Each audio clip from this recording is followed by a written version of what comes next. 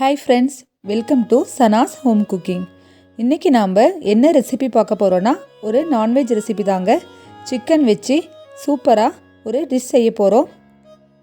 என்னென்னு பார்க்குறதுக்கு முன்னாடி நம்ம சேனலை சப்ஸ்கிரைப் பண்ணாதவங்க மறக்காமல் சப்ஸ்கிரைப் பண்ணிக்கோங்க.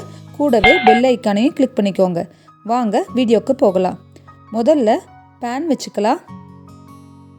பேனில் 1/4 கப் அளவுக்கு எண்ணெய் சேர்த்துக்கோங்க.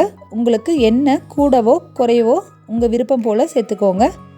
இதில் 20 சின்ன வெங்காயத்தை நாம் இந்த மாதிரி நீட்டமாக பொடியாக நறுக்கி சேர்த்துக்கலாம். கூடவே ஒரு கொத்து கருவேப்பிலையும் நறுக்கி சேர்த்துக்கோங்க. இதை நம்ம லேசாக வதக்கி விட்டுக்கலாம். வெங்காயம் வதங்கினதும் இதில் 2 டேபிள் ஸ்பூன் அளவுக்கு இஞ்சி பூண்டு விழுது சேர்த்துக்கலாம். சேர்த்துட்டு அதையும் பச்சை வாசம் போகிற அளவுக்கு நல்லா வதக்கி விட்டுருங்க.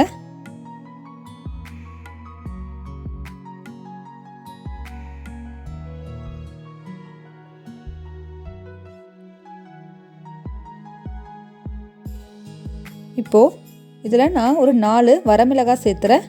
இது நல்ல ஒரு வாசம் கொடுக்கும். இதையும் நம்ம வதக்கிக்கலாம். இப்போது நறுக்கி வச்சுருக்க தக்காளி சேர்த்துடலாம். நான் இன்றைக்கி ஒரு தக்காளி எடுத்து அதை பொடியாக நறுக்கியிருக்கேன். இதையும் நல்லா கரையிற அளவுக்கு வதக்கிக்கோங்க. பாருங்கள், தக்காளி வதங்கிடுச்சு. இப்போது நான் 1 கிலோ அளவுக்கு சிக்கனை நல்லா கழுவி க்ளீன் பண்ணி வச்சுருக்கேன். இப்போ அதை சேர்த்துக்கலாம். சிக்கன் வதங்கும் போதே இப்போது தேவையான அளவு உப்பு சேர்த்துடலாம். அப்போ தான் கறியில் உப்பு நல்லா பிடிக்கும். கூடவே 1 டீஸ்பூன் அளவுக்கு மஞ்சள்தூள் சேர்த்துக்கோங்க. சேர்த்துட்டு இதை நல்லா கலந்து விட்டுருங்க. பாருங்க, கறியை நல்லா கிளறி விடுங்க. நல்லா இது வதங்கி தண்ணி விடும்.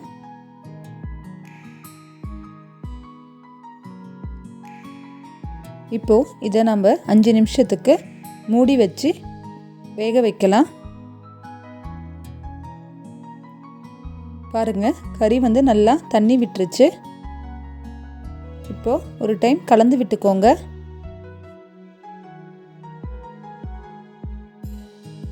இப்போது இதில் 2 டேபிள் ஸ்பூன் அளவுக்கு மிளகாய்த்தூள் சேர்த்துறேன். கூடவே 1 டீஸ்பூன் அளவுக்கு மல்லித்தூள், 1 டீஸ்பூன் அளவுக்கு சீரகத்தூள், அப்புறம் 1 டீஸ்பூன் அளவுக்கு கரம் மசால் தூள் சேர்த்து நல்லா கலந்து விட்டுக்கோங்க.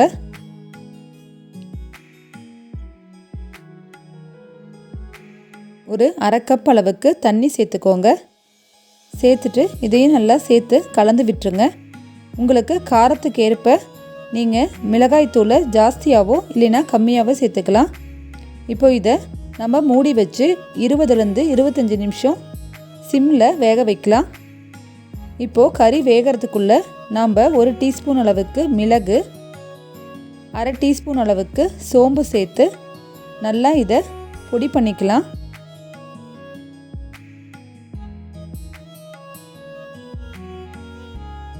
பாருங்கள், இந்த அளவுக்கு கொரகொரப்பாக நீங்கள் பொடி பண்ணி எடுத்துக்கோங்க.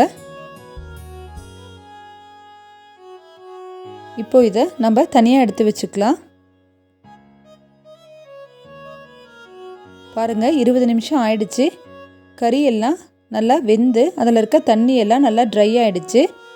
உங்களுக்கு கொஞ்சம் கிரேவி பதத்துக்கு வேணும்னா இந்த ஸ்டேஜ்லேயே நீங்கள் இறக்கிடலாம். இல்லை உங்களுக்கு நல்லா ட்ரையாக வேணும்னா இன்னும் கொஞ்சம் நீங்கள் ட்ரையாக வதக்கலாம். இப்போது நம்ம பொடி பண்ணி வச்சுருக்க மிளகு சோம்பு தூளை சேர்த்து கிளறி விட்டுறலாம். நம்ம சோம்பு சேர்த்துறதுனால நல்லா ஜீரணமாகும். இப்போது நம்ம பொடியாக நறுக்குன கொத்தமல்லி இலையை சேர்த்துடலாம்.